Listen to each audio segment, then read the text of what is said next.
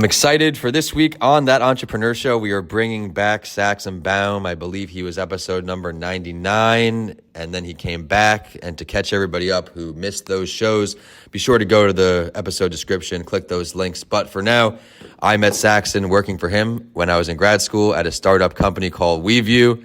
Became friends over the years. Last episode, he shared that he went to Florida Funders, and now he has become a partner there. So we're bringing him back. Saxon, it's great to see you.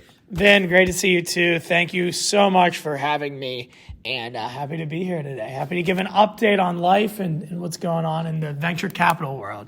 I love it, and there's a lot to talk about in that world. For everybody who needs tips on how to become a partner, stay tuned for that, but we're also going to dive into all things venture capital. Saxon, let's just play it out on a lower level. If people are unfamiliar with VC is, they've heard of it, but don't know what it really is about, share that with them. Yeah, absolutely. I mean, venture capital is basically private capital that individual investors or investment firms invest into early stage businesses.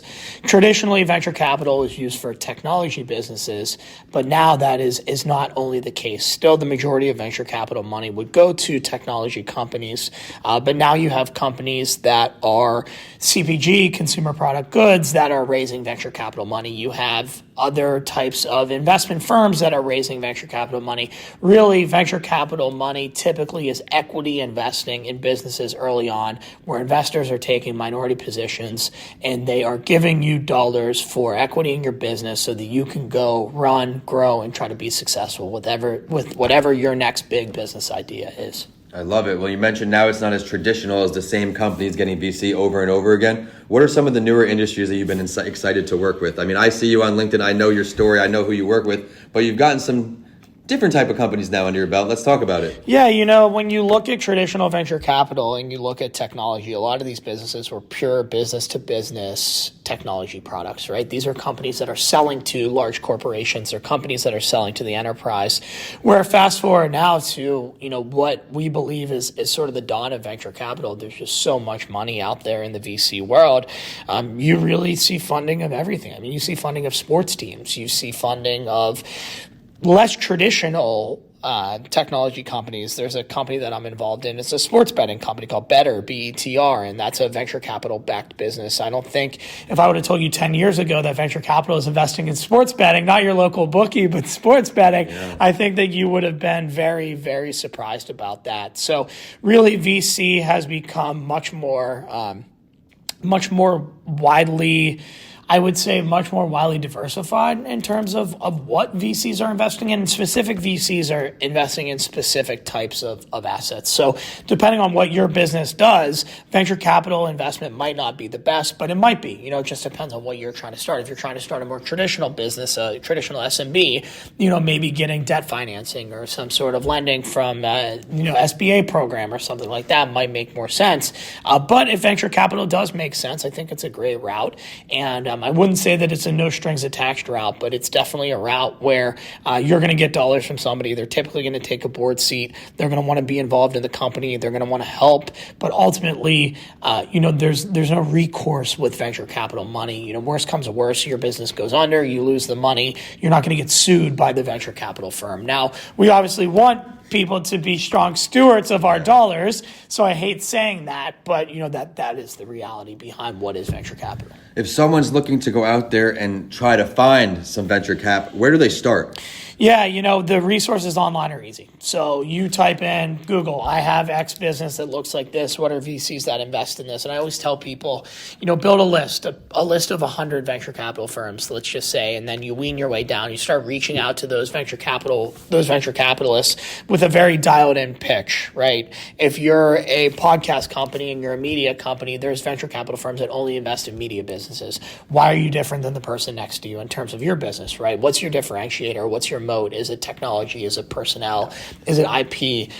You want to go out and you want to tell a differentiated story, and that's when people are going to really get excited about your business. So I always say, back to what I was saying, start with 100 plus, right? And then you do targeted reach out to those individual venture capital firms. Why are you better? Why are you the best? Why are you going to be a good investment for them? And then it's a numbers game. Getting venture capital investment is just like any sales process. You need a pipeline, you need a funnel, and you need your tasks, your reminders, and you hit it just like you would any other sales process. And ultimately, if you have a good product and you have the right team, you're going to get funding from somebody. I love that. And everybody out there, you're listening on, you're probably in the entrepreneurial world or a small business owner. You have to be diligent and consistent with your outreach, and you can't give up after 150 no's. I mean, we could speak of hundreds and hundreds of no's, but now, Saxon, you've been in several entrepreneurial positions in several entrepreneurial companies. Which spot was your favorite along the way? It's interesting. I love currently where I sit, which is being a venture capitalist, investing in the next generation of great technology companies. But I would be remiss to not say that I miss being an operator. I mean, I loved operating a business. Back in the day, my cousin and I ran the company that Vin talked about, WeVue. Those were some really fun days. It was a grind. It was hard. It was not easy at all, but it was a lot of fun operating. And so, I love being in that driver's seat.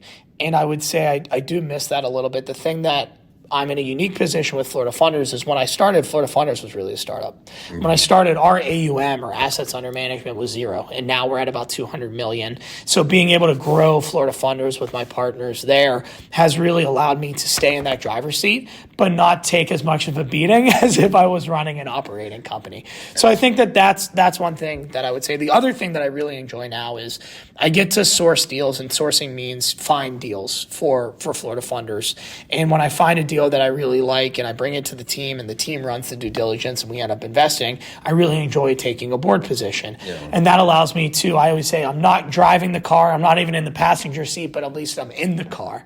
Right. And so I think that just continuing to be surrounded by the smartest people possible and continuing to be surrounded by entrepreneurs is something that I will never not be in my career. I mean, I'm an entrepreneur through and through. I'm an operator, now investor, but the innovation ecosystem runs in my blood. Yeah, and it certainly does. I don't see you going into a traditional 9-to-5 role, nor for myself, but if someone's out here, Saxon, they're inspired by you, we'll circle back to this at the end. Where can they find a little more about you online? Say hello. Yeah, no, email's just saxon@floridafunders.com. You can hit me on LinkedIn, Saxon Baum, or you could hit me on Instagram. I think it's Saxon Baumer on Instagram. It's funny, I go to conferences and people say, well, give me your business card. I go, no, follow me on Instagram. I'm better that way. Hit me on DM that way. But yeah, no, always looking for the next greatest deal, always looking to work with new investors. So if anybody has a great business that they're excited about, that's a technology business that's early stage and really starting to generate some significant traction, absolutely want to have that conversation. And if you're an investor, would love to talk to you. We're always looking to work with new limited partners and investors as well. It's great before how you shared that you started at 0 assets under management. Now you've seen it grow all the way up to 200. Do you have any notable lessons learned throughout that period you can share with our audience? Yes, and I was actually just talking with my dad before I got here about this. Working is a grind. You're going to get 9, 10, 11 no's before you even get a maybe. Yeah. And so the one thing that I've really tried to do over the years is just put my head down and barrel through when I have to. Now, there's times where you have to work on the business, not in the business, which, those are downtimes, and you can get strategic and you can really try to make strategic decisions to look outward, to look at your big, hairy, audacious goal. But the one thing that's always worked for me is just putting your head down and grinding. And so I always say, anything that you do is sales, right? In terms of business, revenue and sales fuel the fire. So if you have top of the funnel leads coming in, even if your bottom of the funnel conversion is lower than you would like, you're still alive when you can feed that top of the funnel. So you have to feed that top of the funnel. That's something that I always believed. And honestly, I've never been the smartest person. I think I have good ideas, but I've always just worked my ass off. And hard work, and you and I know this as well as anybody, hard work is what gets rewarded in life. And when it gets tough, You just got to keep on going. When you close a deal and it's great, you got to pick the phone back up and try to close another deal. So it's the grind. It's that grind lifestyle, and I've just always lived my life that way, and I couldn't see myself living any other way. Just like you spoke about spending time in the business and on the business here at the incubator program, that's where my head's been down for the last 2 months, and now I've made a lot of strategic moves, and it's already paying off as far as interest from consumers, which is the main thing. Your idea may sound great to you, but if no one wants it, it doesn't matter. Totally. If there's no budget for it, similar to my school speaking, it doesn't matter. I love all the advice you're giving on here, and also what you just said, you get that big deal, you have to keep going. My biggest lesson learned came in 2020, where I got my first check over $5,000 from my book business. I sold a $6,000 package to the foster care system in Texas, where every senior graduating in the foster system in Texas got Mr. Lancy Talks Mental Health. I signed it, I get this deal, I'm like, my bills are covered for the year, like my basic bills, so I'm not hungry for that next deal, I'm lackadaisical on it, but now I've learned that I close one deal, just take the lessons learned and keep going. Totally. Pretend the money didn't even cash, and I think that's something we could both relay out to our audience. But Saxon, it's been a great show. Any last words you want to give to our audience, anything you want to touch on? I would say this has been a very tough environment for venture capital over the last 2 years, with the rising interest rates, with really not much liquidity in the market from an IPO standpoint or an M&A standpoint. It's been very hard to raise venture capital money as an entrepreneur. The one thing that I want to say is, if you're an entrepreneur and you have a great business and you have a great team and you have that strategy, that vision, that passion, you will be able to raise money, you will be able to break through, and you will be successful. So going back to my earlier point, when that phone drops and it's a no, pick it back up. When that phone answers and it's a yes, pick it back up. Never stop grinding. Keep on continuing to work, and things will work itself out for sure. That's a great message, Saxon. It's always great to catch up with you and see you again. One more time with how we can get in touch with you, LinkedIn, all that. LinkedIn, Saxon Baum, Instagram, Saxon Baumer, I believe, and then email is just saxon@floridafunders.com. Hit me any of those ways. If I don't get back to you immediately, hit me again. Just like we said, keep on following up. If you want to get in touch with somebody, you just got to keep on making it happen. Yeah. Sometimes it's not until that third email you get a response. That last try, you go out there and you say, what the hell, one more time. But everyone, be sure to go check him out online, say hello. He's a great resource to have. He is constantly evolving in the entrepreneurial circuits. And now, have you seen from operations all the way up from the middle of it to investing? He's got advice all the way through. And be sure to check me out. I am at Vincent A. Lancy on all social media. The show is at That Entrepreneur Show. And today we are both signing off here at the Loth Center in Tampa Bay. Saxon, thanks again. Thank you, Vin, and thank you, everybody. Have a great weekend.